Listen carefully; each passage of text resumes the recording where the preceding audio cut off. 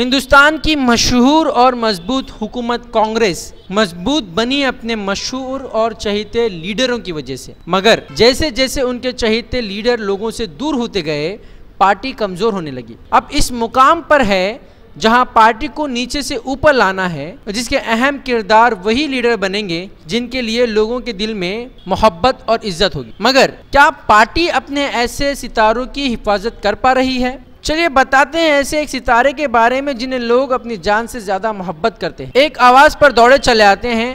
हिंदुस्तान ही नहीं, हिंदुस्तान के बाहर भी लोग इनकी ताज़ीम में उठ खड़े होते हैं। जिसने इतनी शोहरत के बाद भी बड़ी सादी जिंदगी को अपनाया, सफ़ेद कपड़ों में गरीबों के बीच वक्त गुजारा, आखिर किसने अपनी शोहरत के सामने गरीबी को चुना?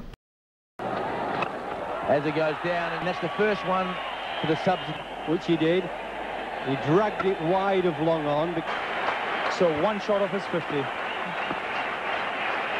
हिंदुस्तानी इंडियन टीम के मर्द मुजाहिद, कई टीमों को अपने बल पर धूल चटाने वाले जनाब अजहरुद्दीन।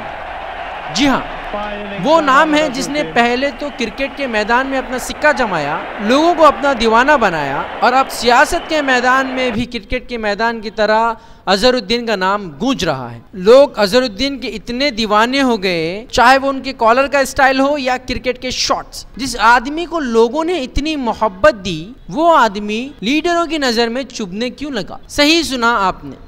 पता चला है कि कांग्रेस के तेलंगाना स्टेट प्रेसिडेंट उत्तम कुमार रेड्डी को अजहरुद्दीन की ये शोहरत हजम नहीं हो रही है। कांग्रेस के सदर खुद राहुल गांधी ने अजहरुद्दीन को स्टार कैंपेन में एक खुसूसी मुकाम दिया है। ऐसे में अजहरुद्दीन से ज्यादा पार्टी को कौन मजबूत बना सकता है? इसका मतलब पार्टी के सदर पार्टी को मजबूत बनाना चाहते हैं और लीडर अपनी शोहरत और अपने खिदमत से, अपने फैंस से पार्टी की मदद करना चाहते हैं। तो उत्तम कुमार जैसे लोग क्यों पार्टी के लिए रुकावट पैदा कर रहे हैं? इसके अलावा एक नुक्ते नज़र ये भी कि आज जिस माइनॉरिटी को हिंदुस्तानी हुकूमत में एक अहम मुकाम माना जाता है, माइनॉरिटीज़ के तहफ़्फ़ुज़ की बातें होती हैं, ऐसे में अजहरुद्दीन एक माइनॉरिटी लीडर भी हैं और उन्हें ही वो मुकाम नहीं दिया जा रहा है, तो ये आम माइनॉरिटी के नाम से जाने जाने वाले लोगों को पार्टी वो हक कैसे देगी? पार्टी के लिए काम करने वाले लीडर को ही हक नहीं मिला तो लोग अपने हक का यकीन कैसे करें?